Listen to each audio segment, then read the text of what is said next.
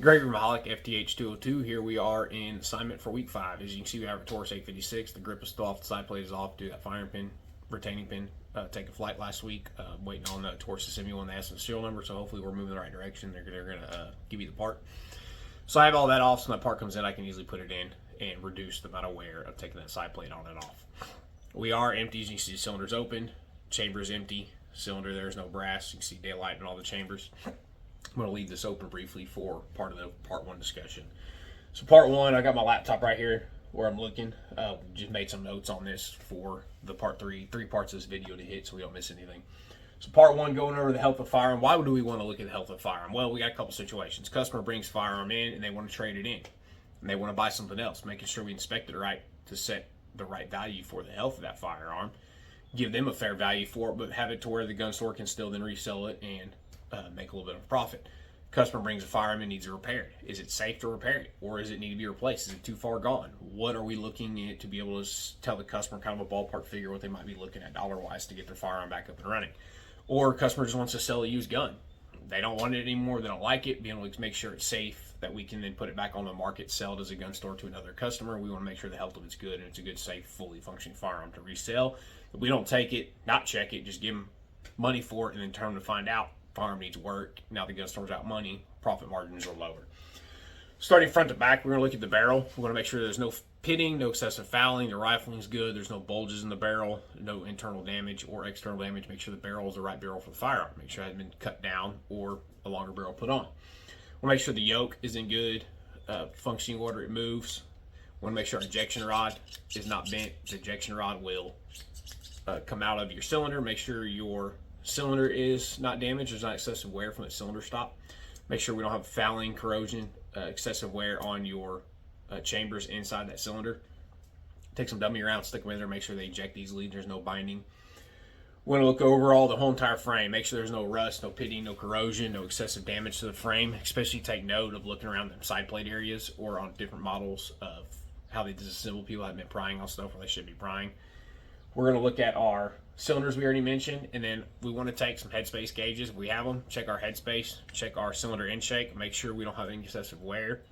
We'll look at our grip, make sure the grip fits, it's tight, it's secured either through a roll pin like on this model, or if it's through a screw from different models. Another area we want to check, and if I can go to the back like a gun store, customers not around, pull that side plate, check the internals. Or we can do a trigger pull test on this to make sure that we don't have excessively heavy or excessively light trigger pull. If we have a lighter trigger pull than factory, we need to speak with the customer, find out why. If they don't know, we need to tear it down, find out what's going on internally, if it's safe to resell. Could just be some springs swapped out, or if somebody's been inside and done some polishing. We need to make sure that the sear angles are correct and that that firearm is safe to put back on the market, or are we going to need to repair it and make it safe to be able to resell. Quick kind of rundown of a lot of the health checks we need to do on a firearm. Rolling into part 2, identifying the 10 different learning experiences. First and foremost, the history of the revolver. Really enjoyed that week 1, going over the history of how revolvers have maintained their kind of overall aesthetics from the very beginning. You know, they got a little sleeker, they've got a little nicer, but overall the shape and style and function of revolvers remained relatively true to its original design.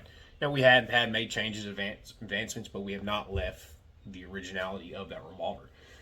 The internals of a single action, double action, how they vary to get that single or that double action.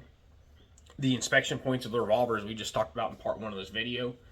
The intricacy of the internals. So when you start looking in a revolver, there's a lot going on in such a small, tight, compact area.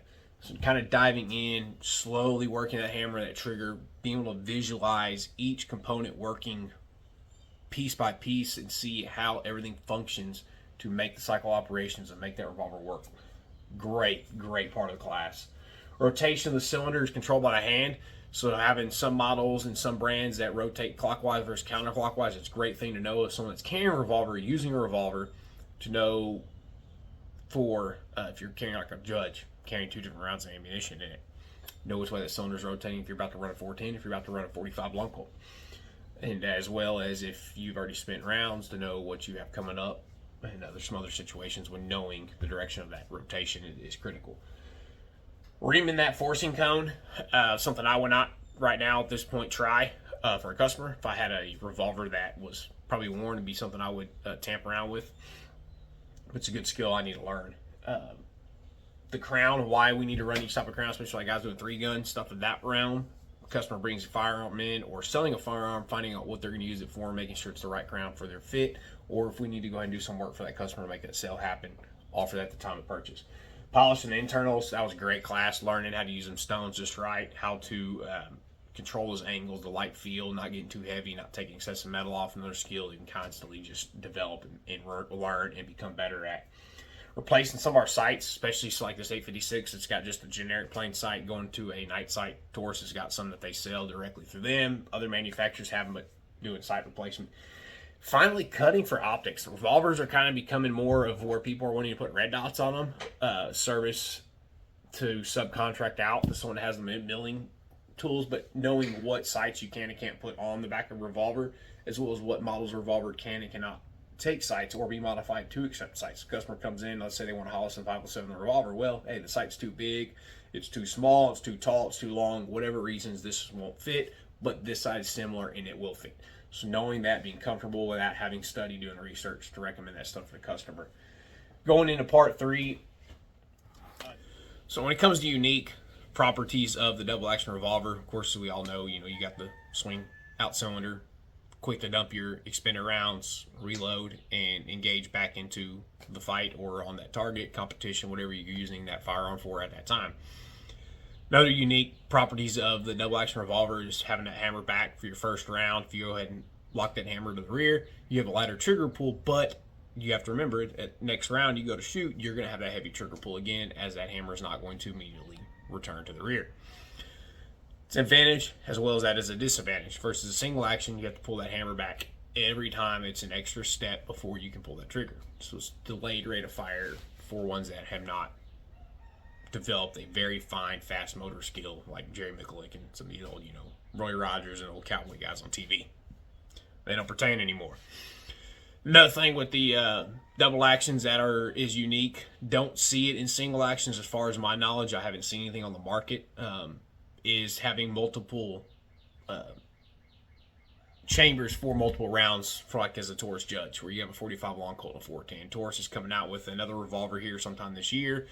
I think it's like the 8 something. I don't remember exactly what the models off the top of my head, but it's going to be able to be chambered like 32 long, 32 short, 32 H&R, 32 Magnum. It's 4 or 5 different rounds that revolver's going to be able to shoot. They're all light recoiling, but still pack a defensive punch to be used for concealed carry and personal defense. Don't really see that in single action. Now, of course, you got 357 mag, 38 special, where they will interchange in only one direction. Using more modern stuff, you're seeing in double action where they have allowed people to carry multiple rounds for multiple situations. For example, I carry towards judge. Lately, I've been checking cows. I carry 410 in there in case I need to come around a snake. Carry that 45 long Colt because I got a coyote going after them cows. I can use it around for what I need at the appropriate time. Anything further than that, kind of unique. It's revolver's revolver. I don't see anything else that's directly unique to the double action. Kind of newer into getting into revolver platform, especially with this class. I've got revolvers, never really dove off into the whole revolver realm. So that kind of concludes my third part of week 5's discussion. Thank you.